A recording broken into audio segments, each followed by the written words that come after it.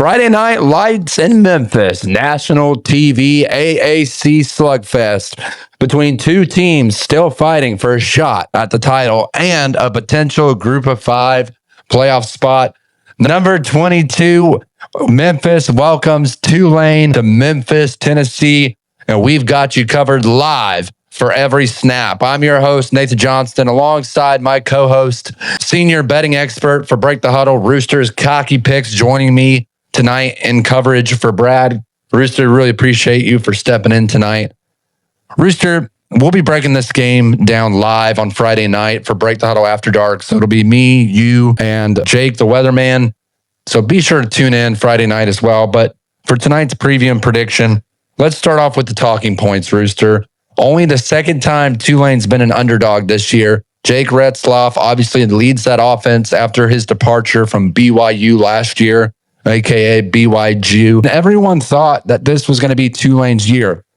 Last week, we saw them stumble big time at UTSA, and John Summerall said, quote, they were pumping noise into the stadium, inside the dome. It's an indoor environment, but you can't make excuses. You got to go out and play ball. You got to go win games. I've heard from locals at UTSA, our senior rules expert, Uncle Buck, said that was a load of BS. But then you look at Memphis, favored by 6.5, 7.5 on some boards, still unbeaten at home. 6 AAC teams have just one conference loss. The race to Arlington is chaos so far. Rooster, my first question to you is, how big is this matchup for both teams with title hopes and with the standings this tight?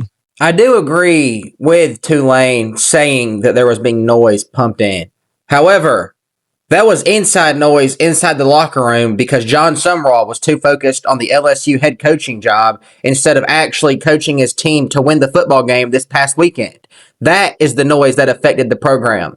This game is paramount to getting a AAC championship game. Like you mentioned, there are 6 teams with 1 loss or better in this conference. So this is essentially an elimination game for whoever loses this game. Tulane, I mean, they've had some struggles of their own. Memphis, they seem like they're the most dominant team right now in the conference. They beat the favorite South Florida. And I believe that this game right here, I just believe it's an elimination game. Going back to the point I already mentioned, it's going to be a tight one. You have teams like Navy, North Texas, South Florida, and these 2 teams respective right here. All 5 of those teams are not going to have 2 losses. They're just not. Which means, to further the point, this is an elimination game. Yeah, Rooster, and I think that's a good segue. Let's talk about Memphis's momentum going into this game. 8-1 overall, 4-1 in the American Conference.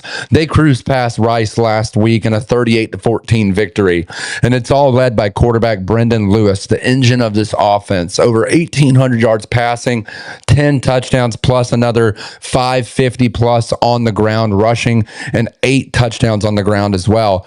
He's day-to-day to start in this game. I have a feeling if there's any sliver of a chance that he plays in this game or any chance that he has, he's going to show up and play in this one, even if he's not 100%. This is a must-win game for Memphis. As you said it yourself, it's a must-win game for Tulane as well after losing to UTSA last week. Staying with Memphis, offensively, they're averaging 37 points a game, ranked 15th nationally, and 200-plus yards per game rushing, ranked 26th in the nation. Defensively, allowing just 19.2 points per game, ranked in the top 30 in the nation, and a top 10 in turnover margin, +9. That's incredible.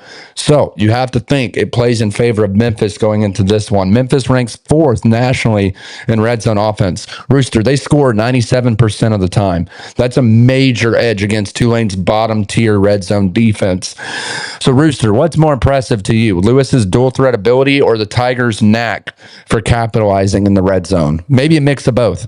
I've got to believe that while Lewis has been great for this offense, the key is the red zone efficiency. You look at Tulane, they're a team who's only averaging about 20 less total yards per game than Memphis. However, their red zone efficiency is 64th in the country at 85% compared to that of Memphis, who is 3rd with 97%, And then you just take a look at the records. There's a reason why Memphis is a ranked team nationally, and it's because they've been able to capitalize in the red zone. Red zone efficiency is key. It does not matter if you can drive the field 98 yards if you can never get the final one. And that right there is the key to winning a lot of football games. I saw playing a couple weeks ago. I forget who they were playing. I believe it was a weekday game. And they got in the red zone time after time after time. And they just kept settling for field goal after field goal. And it became to a point where it started to put the team at a detriment. It cost the team a lot of points. And it's a major factor when you're deciding a game over the course of 60 minutes. When you're continuously getting 3 instead of 7, if you change that 2 or 3 times over the course of the game, that's a 2-possession swing right there just by not being able to capitalize in the red zone. Yeah, it's a huge disadvantage for Tulane. And I think some of the teams you can think of are probably North Carolina and Nebraska. They're always able to put up points, but sometimes they drive down the field and they just can't finish. We've seen in some of their games they have. Obviously, North Carolina did a better job of that this last week on Break the Huddle After Dark versus Syracuse. But yeah, that's a big edge for Memphis, scoring 97% of the time in the red zone. That's massive. Let's talk about Tulane's turnaround test. That's a tongue twister. Tulane 6-2, 3-1 in the American Conference. They stumbled last week on the road at UTSA, getting blown out 48-26. Quarterback Jake Retzlaff, a.k.a. BYJ, previously known as, leads the team in rushing and passing, but ball security is an issue. 2 INTs last week. I watched that game personally with our rules expert, Uncle Buck, and I got to say, it surprised me how much Tulane was turning the ball over. This is a team that I think we consider to be very disciplined, and they just haven't been. It just hasn't shown up when they needed it most. And then their defense ranks 102nd overall, allowing over 400 yards per game on defense. That's not great, Rooster. And then you look at penalties being a major problem for Tulane as well. They rank 121st in FBS out of 136 teams with 67.9 yards per game. That's big, Rooster. We've seen penalties cost teams in the past, and this could easily cost them on Friday night if they're not careful. Tulane allows 43.6% rate on third down, the exact rate Memphis converts offensively. So that's pretty interesting stat line right there. Rooster, I got to ask you, with all those penalties and third down issues, can Tulane's defense hang around long enough to give Retzlaff an opportunity to win this game late? I don't think you have to go any further than just ask Florida Gator fans how crucial penalties have been in the past. I mean, if it weren't for a shoe, maybe the Florida Gators are national champions. That is how much penalties impact a game week in and week out. We see penalties. When you commit a 15-yard penalty on 3rd and 10 at the, say, 35-yard line, get a face mask, 3rd and 10 at the 35-yard line, you're giving away 3 points. That penalty is worth 3 points. When you commit a penalty at the 10-yard line on, 3rd and 1 at the 10, commit a penalty, there goes 4 points giving up by the difference between your touchdown and your field goal. Penalties are a part of the game that is paramount. And then to further your question about the defense, one of the critical things I see playing in this matchup is that this season, Memphis's turnover differential on average is +1, while Tulane is dead even in the turnover margin. This is giving Memphis a full extra possession per game to capitalize on their point total, which is exactly why Memphis is able to average, I believe, 13 more points a game than Tulane this year. When you take a look at the 38 versus their 25 points per game differential, that goes directly to the turnover differential that is provided by your defense and the penalties provided by your offense, and it goes directly to the red zone about previously. So I think it is possible to stop the of not having many turnovers go their way, of having penalties. It's possible to stop them, but if they continue to commit them, this game is going to be over before it ever even gets started. Let's talk about the edges and X factors. You kind of hit on a couple there. Turnovers, Memphis +9, ranked 6th. You mentioned it. Tulane +1, ranked 60th in the nation. The edge goes massively to Memphis. Tulane has to figure out a way to create turnovers, and they've got to find ways to not turn the ball over offensively. Red zone battle. Again, it favors Memphis heavily. Memphis's red zone offense ranks number 4 in the nation versus Tulane's red zone defense 82nd in the nation. That's not good. Discipline. Memphis 45 yards per game versus Tulane's 68 yards per game in penalty differences.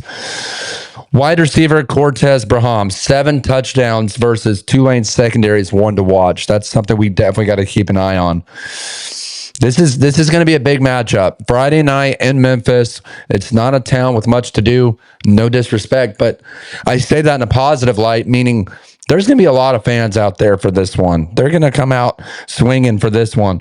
If Tulane's going to steal this one, what's the path? Is it creating turnovers or slowing the tempo to keep Lewis off the field?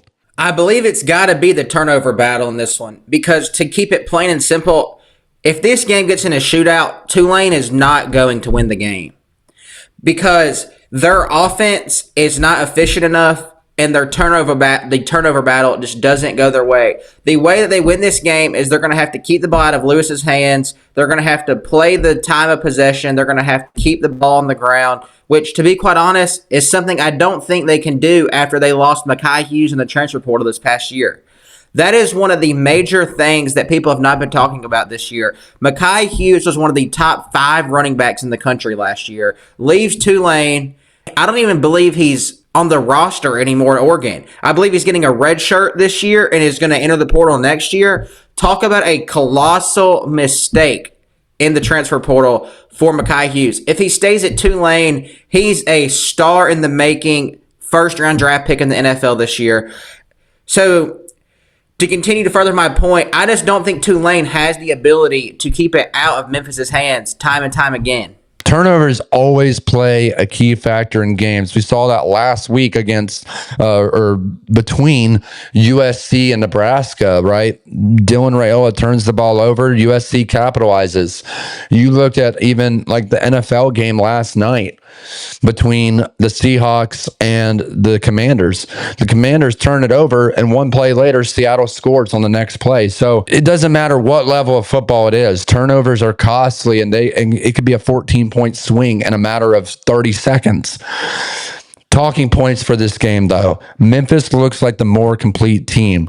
Efficient, disciplined, and balanced. Tulane needs a fast start to avoid falling behind. It is critical because against UTSA, they got behind very, very quickly, and they were playing catch-up for the rest of the game, and UTSA just blew the doors off and never looked back. AAC title race could hinge on this result. Rooster, I'll turn it over to you. Friday night, we'll be covering this live, Break the Huddle After Dark, with live commentary and analysis. Be sure to tune in. Who are you taking in this AAC pivotal matchup, Rooster? I just believe that the red zone efficiency and the turnover margin is just simply too big to overlook. I'm taking the Memphis Tigers in this one. They've shown the ability to control the ball on their side, and they show that they're not going to beat themselves. So I believe I'm taking the Memphis Tigers to get the job done. Score prediction? I'm going to go with 41-24. Okay. Yeah, listen, this is a big game for both of these teams. Memphis gets the home field advantage. It's a short week. Can Brendon Lewis recover and do his best to get on the field for the Memphis Tigers? Or will Tulane come back from an embarrassing loss on the road, hit the road again for another short week? I guess they get an extra day, so it's pretty much a week because they played on a Thursday night last night. Either way, they've got to come out strong to begin with.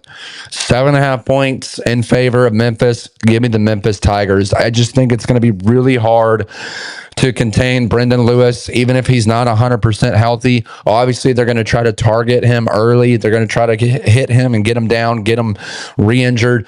But I just think that Memphis offense is just going to be too much. And we talk about the red zone efficiency. It's not just on Brendon Lewis's shoulders. They've got plenty of targets and weapons on the outside and the running back position. Give me Memphis. I'm going to take them 34-21. So I think it's a little less score than what you got, but I still have them running away with this one in the fourth quarter.